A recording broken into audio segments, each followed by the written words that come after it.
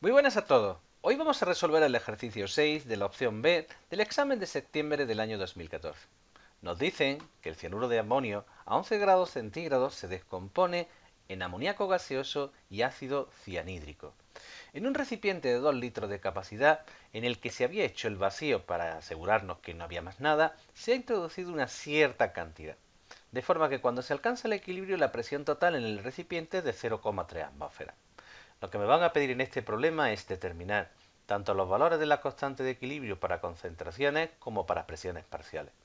Y finalmente lo que me dicen es, en estas condiciones, ¿qué masa de cianuro de amonio se habrá descompuesto? Ojo, solo la cantidad, puesto que como no nos hablan de la cantidad inicial, solo podemos determinar la cantidad que se habrá descompuesto. Bien, lo primero en este problema que hay que gastar mucho cuidado es simplemente fijarse el estado de agregación en el que se encuentran las sustancias.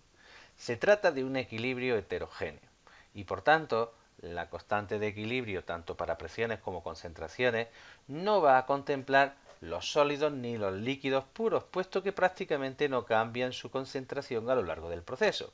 Así, la constante de equilibrio, la más fácil trabajar con presiones parciales, solo contempla la presión del amoníaco y del ácido cianhídrico. Cada una de ellas está elevada a su coeficiente estequiométrico, que en este caso es 1.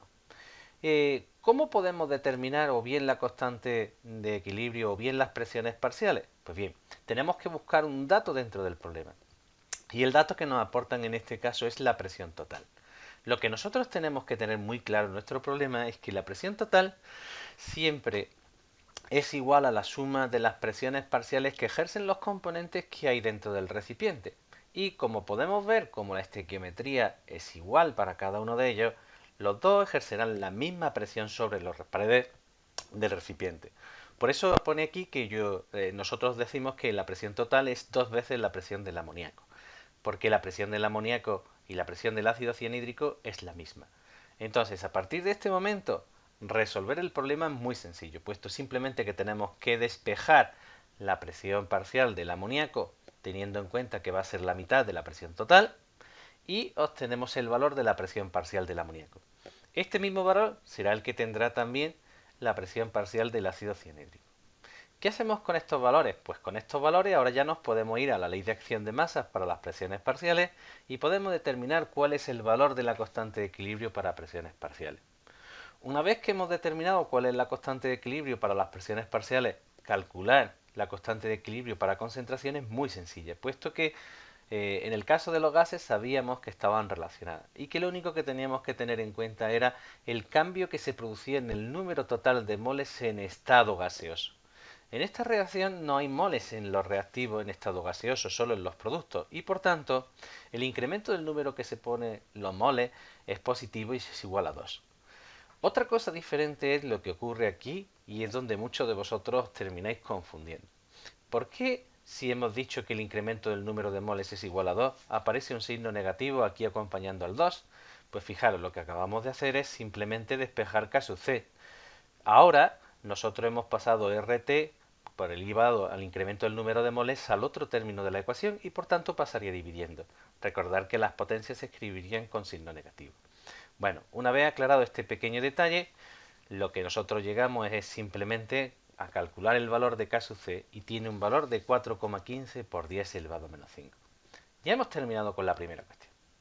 A continuación nos queda pasar al segundo punto. El segundo punto es calcular el número de gramos que se han obtenido de cianuro de amonio, perdona, el número de gramos de cianuro de amonio que se han descompuesto. Bien, para ello nosotros podemos partir de la presión parcial de cualquiera de ellos dos. Recordar que como nos dan el volumen del recipiente, la presión y la temperatura, podemos averiguar el número de moles de cualquiera de los dos gases. Y a partir del número de moles de cualquiera de los dos gases, comenzar el problema. Y eso es lo que vamos a hacer. Como nosotros tenemos el volumen de 2 litros, nosotros no podemos pasar directamente a calcular cuántos gramos. Lo que tenemos que hacer es nuestro recorrido. Y así el primer paso que nosotros vamos a hacer es, a partir del volumen de gas, de los 2 litros, es calcular cuántos moles había en el interior del recipiente. Fijaros que he cogido, en este caso, el ácido cianhídrico en estado gaseoso. Como nosotros conocemos tanto el volumen como la presión parcial, que era 0,15 atmósferas, y nosotros también nos han dicho la temperatura que eran de 11 grados centígrados, que expresado en grados Kelvin son 284, lo que nosotros podemos establecer es que una vez que se ha alcanzado el equilibrio, en el recipiente habría 1,29 por 10 elevado a menos 2 moles de ácido cianhídrico en estado gaseoso. Bien, de cianuro de hidrógeno en estado gaseoso. Bien, pues a partir de estos moles es como nosotros vamos a intentar determinar primero los moles de cianuro de amonio que se han disociado y finalmente los gramos de esta sustancia en estado puro.